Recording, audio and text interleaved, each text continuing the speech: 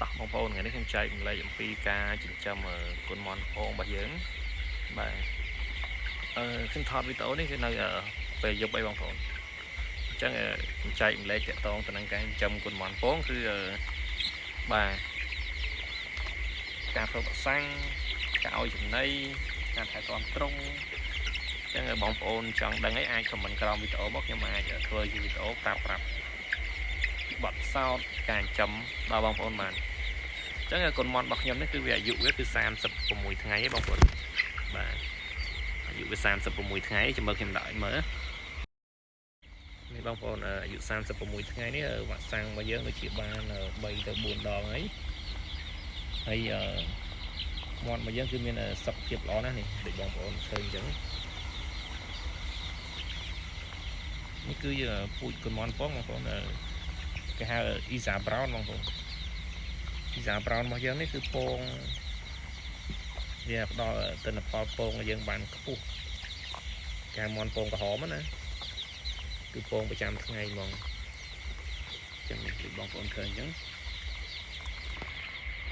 ក្នុងការធ្វើប្រសាំងគឺយើងមានដំណាក់កាលបងប្អូនយើងចែកជាដំណាក់កាលទៅតាមអាយុទៅតាមប្រភេទប្រសាំងក្នុងសប្តាហ៍ទី1យើងត្រូវធ្វើអីសប្តាហ៍ទី2យើងត្រូវធ្វើអីសប្តាហ៍ទី3យើងត្រូវធ្វើអីគឺយើងត្រូវធ្វើឲ្យគ្រប់ទៅតាមលក្ខខណ្ឌរបស់គុនមាន់របស់យើងបងប្អូនកាលណាតែយើងធ្វើអត់គ្រប់ទេវាអាចនឹងលេចជំងឺនឹងឡើងអញ្ចឹងក្នុងការធ្វើប្រសាំងគឺសំខាន់มันអាចខ្វះបានទេបងប្អូនកាលណាចន្លោះវ៉ាក់សាំងណាមួយគឺជាភាពឆ្លោះឆ្លយរបស់យើងហ្នឹងអញ្ចឹងក្នុងការចិញ្ចឹមគុនមាន់ពងមិនថាគុនមាន់ពងឬក៏គុនមាន់សាច់ទេបងប្អូនគឺត្រូវតែធ្វើវ៉ាក់សាំងទៅតាមប្រភេទមាន់របស់យើងតើវាត្រូវប្រើវ៉ាក់សាំងអីគេខ្លះអញ្ចឹងណាបាទអញ្ចឹងចំពោះទ្រុងរបស់យើងគឺយើងក្រាអង្កាមបងប្អូនក្រាអង្កាមរបស់យើងនេះគឺនេះដែរយើងប្រិតមើលអង្កាមដែរកាលណាអង្កាមរបស់យើងឡើងសំណើមខ្លាំងយើងត្រូវថែមឬក៏បើវាឡើងខ្លាំងមែនតើយើងត្រូវកោបចេញខ្លះកោបចោលខ្លះសើមហ្នឹងហើយយើងដាក់អង្កាមថ្មីចូលបងប្អូនដើម្បីការពារវាឈួលការពារវាឈួលអញ្ចឹងកាលណាតាវាអត់ឈួលគឺមាន់របស់យើងគឺមានសុខភាពល្អខាប់ធំបាទហើយគឺមិនមានជំងឺរាករូសអីនេះដូចបងប្អូនឃើញហ្នឹងគុនមាន់របស់យើងមានសុខភាពល្អស្អាតហើយសាំងនេះបងប្អូនអាយុវា35 36ថ្ងៃទម្ងន់របស់វាខ្ទង់3ខាំកន្លះ4ខាំបាទគឺទម្ងន់ប៉ុណ្ណេះយើងចូលស្តង់ដារសម្រាប់គុនមាន់ពងហើយអាយុរបស់វាគឺ16 17សប្តាហ៍ហ្នឹងគឺធ្លាក់ពងមួយហើយបងប្អូនចាប់ដើមធ្លាក់ពងហើយអាយុ22សប្តាហ៍គឺយើងពងបានពេញអញ្ចឹងយើងនៅសល់តែប្រហែលខែទៀតគឺពងហើយនេះគឺផ្ដល់ផលឲ្យយើងហើយឥឡូវនេះកំពុងតែចាយលុយទាំងចំណីទាំងប្រសាំងទាំងការថែទាំបងប្អូននេះ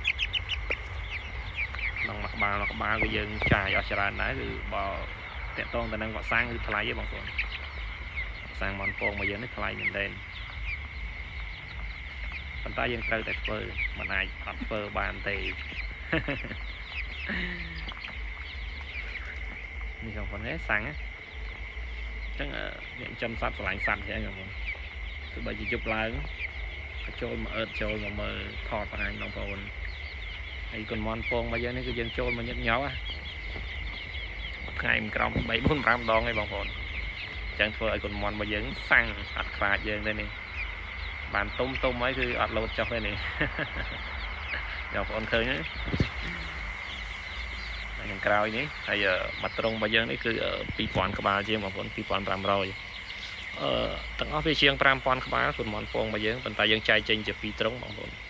យើងចែកចេញជា2ត្រង់ដើម្បីកុំឲ្យវាច្រើនពេកកាលណាច្រើនពេកវាជន់គ្នាអញ្ចឹងទៅវាស៊ីចំណីសពគ្នាមិនបានល្អអញ្ចឹងបងប្អូនហើយ ច្រើនពេកយើងពិបាកគ្រប់គ្រងដែរបងប្អូនយើងដើរមើលអត់សពអីចឹងទៅវាពិបាកអញ្ចឹងយើងដាក់មកត្រង់2500មកត្រង់2500គឺយើងស្រួលតិចបាទស្រួលដើរពិនិត្យមើលតើវាមានសុខភាពបែបណាបាទអញ្ចឹងយើងស្រួលមើលនេះបងប្អូនឃើញទេអញ្ចឹងវីដេអូរបស់ខ្ញុំមានតែប៉ុណ្្នឹងឯងបងប្អូន